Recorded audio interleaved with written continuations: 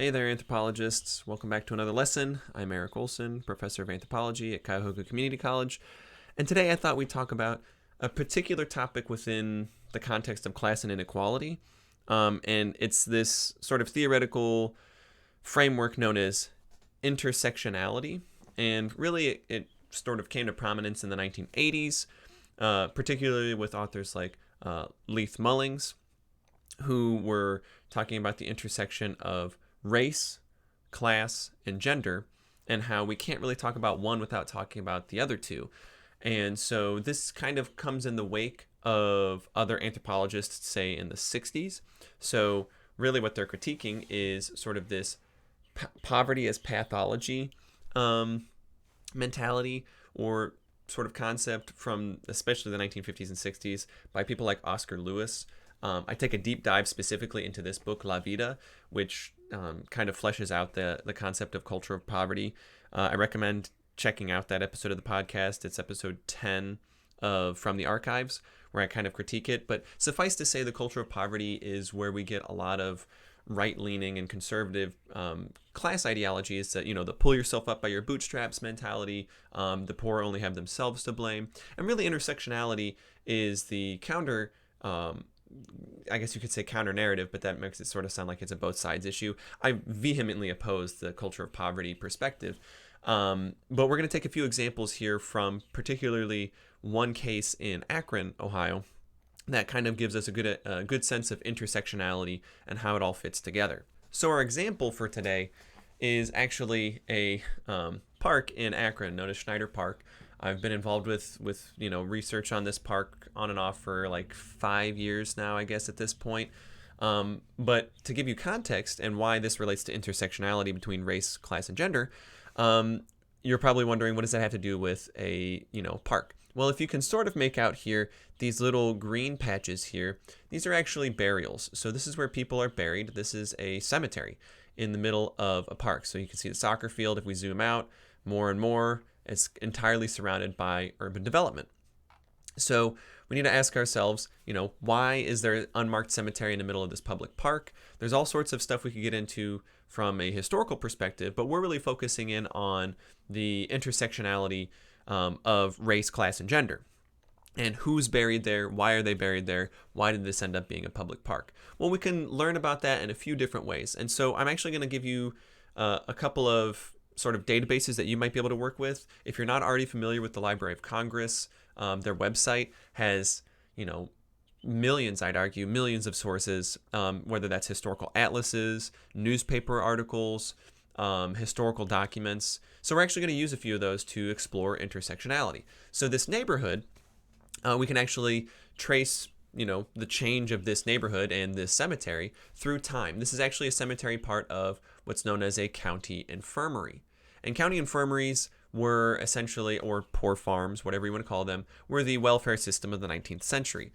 And if you couldn't afford to, pay for medical care, or you needed, assistance because you were a senior citizen, you're older, you need help with general tasks. Maybe you're an orphan. Maybe you have, a mental health issue, which that's a whole other can of worms we get into, is defining the cultural context of mental health and how that's changed through time. But suffice to say, it was sort of a one-stop shop of welfare in the 19th century and how we understood welfare. But you had to work in order to earn a place at the table, which raises the question of who's deserving of work. How do you give people a pass when they can't physically work? And this raises a lot of questions about class ideology. So we're going to actually start by looking at what the county home property looked like in 1856. So we're actually going to go to the Library of Congress. So like I said, this is going to give you some insight into some databases that you can use if you're interested in doing your own historical research. So pretty much every county is going to have their own atlas, probably from the mid-19th century. Depends on where you're at. In Ohio, it's usually the 1850s is when most of these surveys were done. So this is our first actual map of Summit County. And we can see right in the center here, County Farm is labeled in the center. It's about 200 acres, and it's got a few buildings here. We don't really need to know the context of Akron. If you're not from Akron, that's not a big deal. That's not the point of what we're talking about today. But you can see they've got 200 acres, and that would have been used for growing crops, for raising cattle, so that all the food that they would raise, basically it was trying to make a self-sufficient farm that people worked on to then feed the people who came to the county infirmary.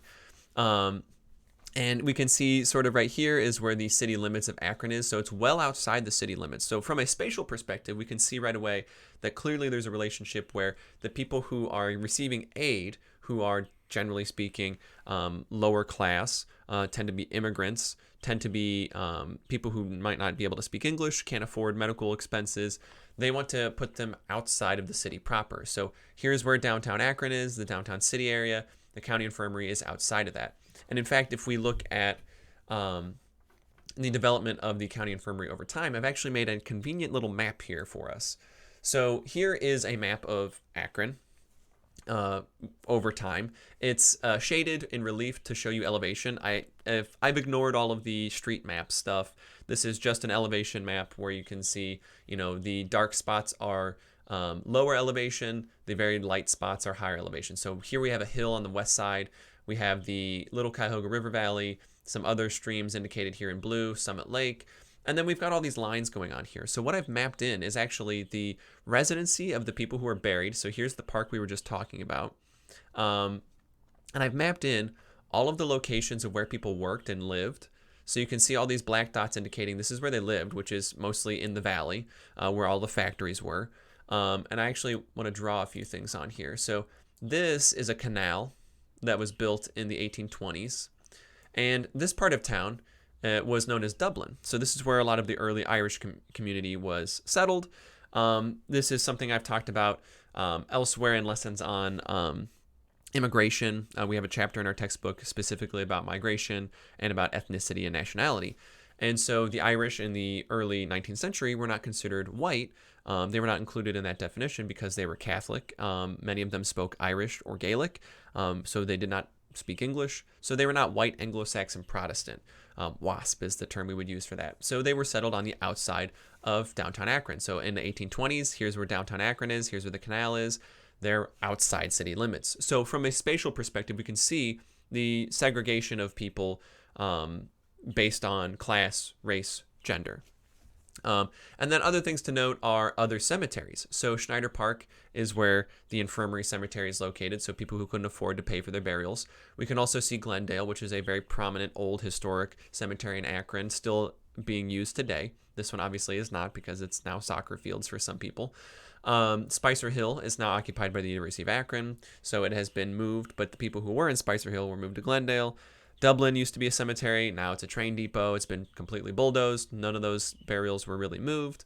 And then Middlebury Cemetery is also still extant today, or extant meaning still operating. So we can actually look at these outlines here. These lines are actually the city limits through time. So we've got 1856 after 1825, 1856, 1874 is right here.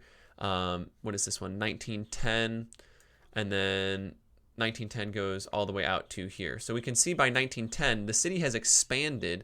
Oh, sorry, 1891 is another one I forgot in here. It's down here, 1891. Let's erase some of these guys if we can. Or maybe we can't. There we go.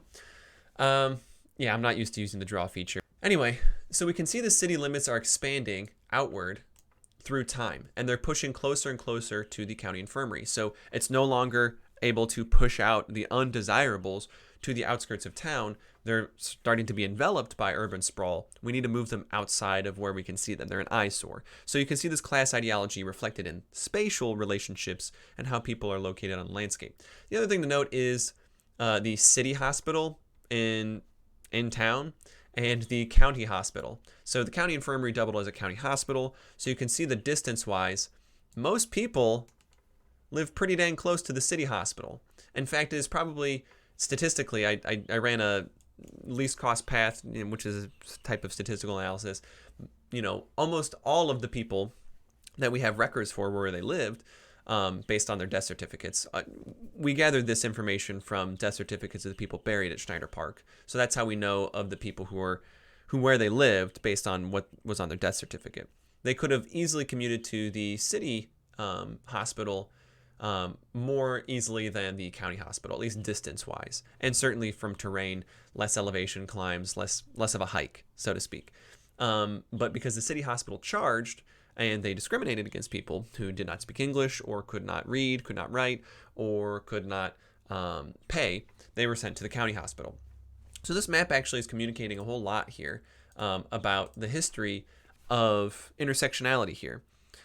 Or at least it's communicating something about spatial segregation of people based on class. But it doesn't tell us everything, because it's not telling us something about gender or about race. So who are the people that are buried at Schneider Park? Well, I guess before we talk about that, let's walk through the maps here real quick of how the infirmary changed over time. So let's fast forward to 1874. We notice not much has changed. The city's getting closer here, more development going around the county infirmary. They still have that 200 acres.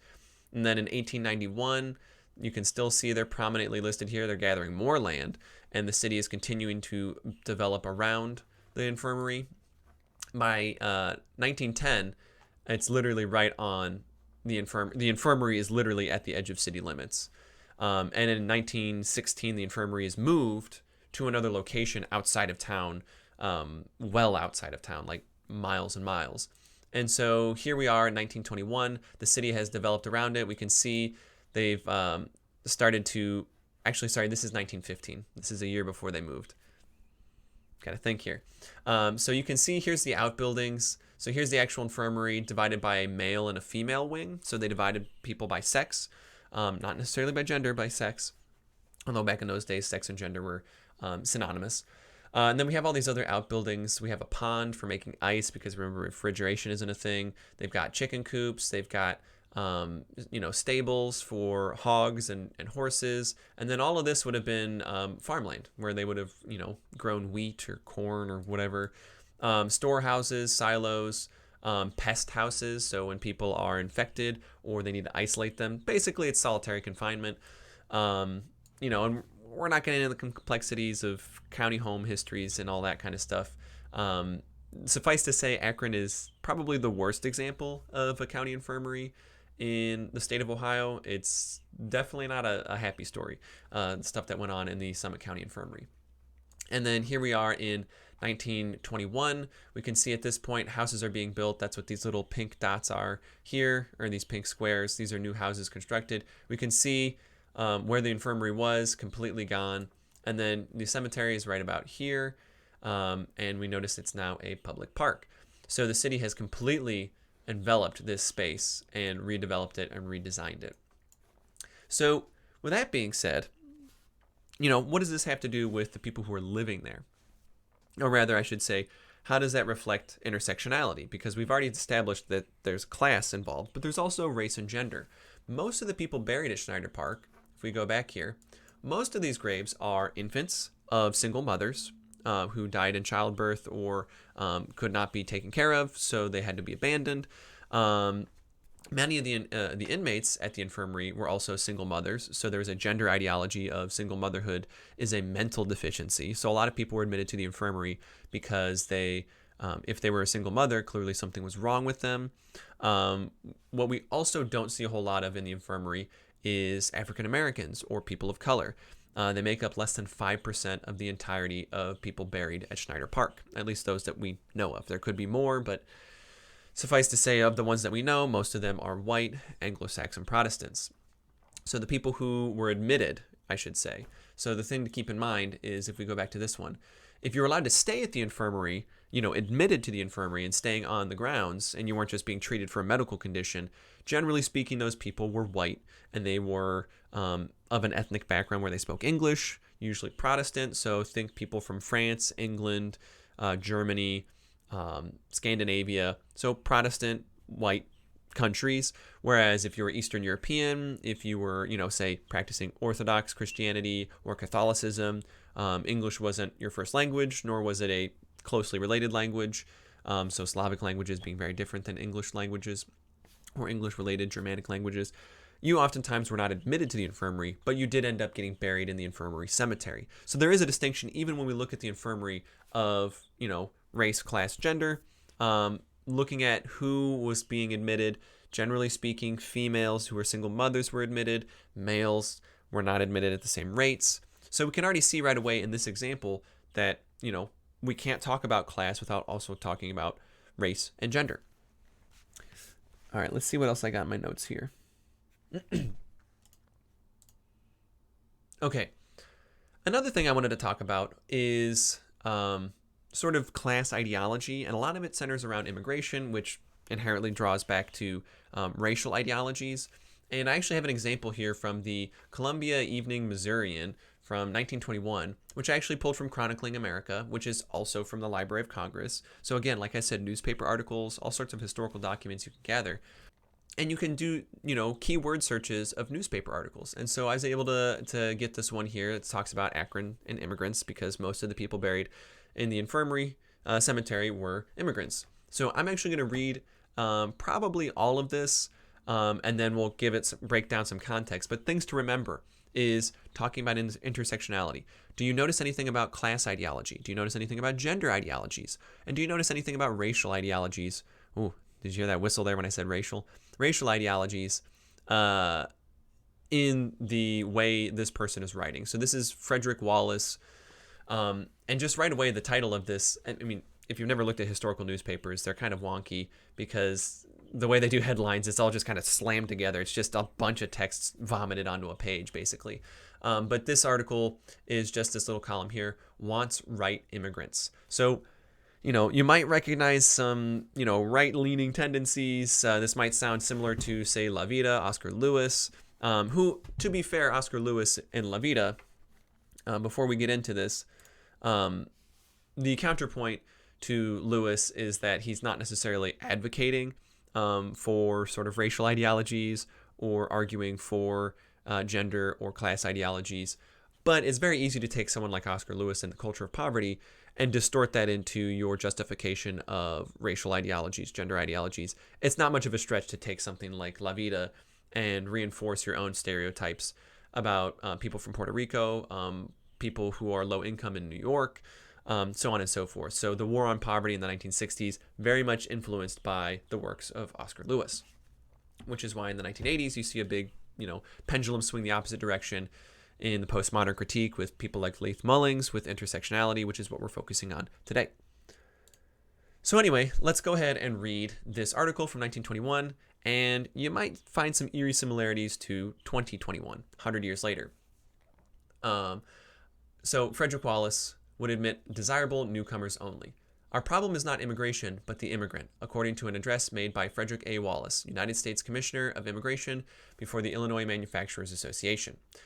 Many fail to appreciate our country's need of the immigrant, said Mr. Wallace, or the large and important place he fills in its growth and development. It was the immigrant who founded this country. Without him, today the manufacturers could scarcely turn a wheel, or our great factories would cease to operate and our industrial activities would be wholly impotent. The problem is to see that no one gets into the United States who should not get in, and that no one is kept out who should get in. Alarmist statements on either side of the immigration question get us nowhere. There are certain places today in this country where aliens should not go. Industrial and economic conditions are not favorable to them. Only recently, representatives from Akron, Ohio, asked that no more immigrants be sent into that city. Yet a few days later, a strong appeal came from Columbus, less than 100 miles away, offering $8.50 a day for unskilled labor.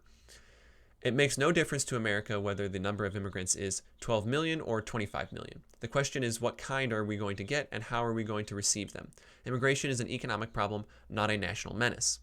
Revisions of the system of handling these people is needed before this nation can be assured of getting the better class of immigrants.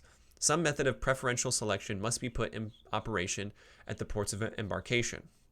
There is nothing so inhuman and certainly nothing so unbusinesslike as to hiring millions of people to America and begin here the process of sifting the chaff from the wheat. We need scientific selection on the other side of the water and intelligent distribution on this side. One of the greatest menaces in immigration is the danger of transmitting loathsome and dangerous diseases that are working such plagues of death on the other side. If Ellis Island needs anything in the world, It needs a great system of baths so that every man, woman, and child passing through our gateway shall receive a disinfectant bath. The brightest hope of immigration is the child of the immigrant. The child will not only speak English, but he will unconsciously grow into American ways. He looks upon his father's country as foreign, not only geographically, but foreign to everything he dreams and hopes to be. Wow. There's a lot to unpack in that 1921 article. Sadly, here in 2021, it sounds very much like the talking points of the, right-leaning conservative party politics that we see today. Trumpism. We see most of it, granted, is couched in working men. The only time women and children are mentioned is in giving them all baths.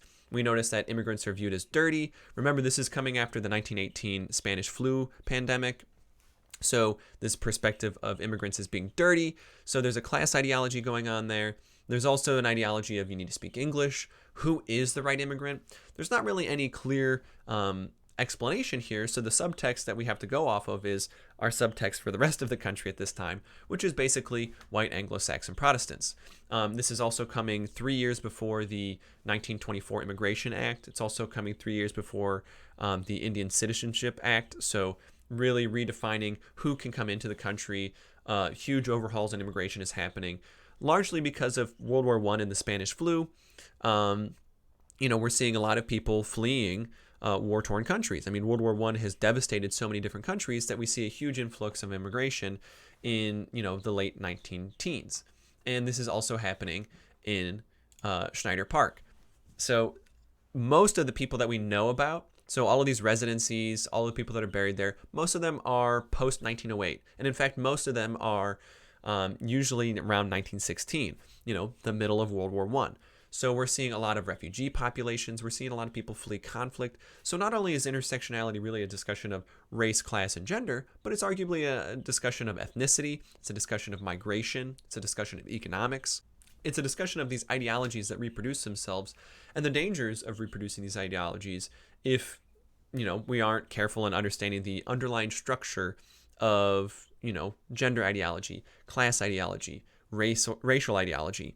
And that's why I wanted to take, this video to talk about this one example of how we can look at intersectionality and how it's not so simple to look at class, because class can oftentimes be masked by other things.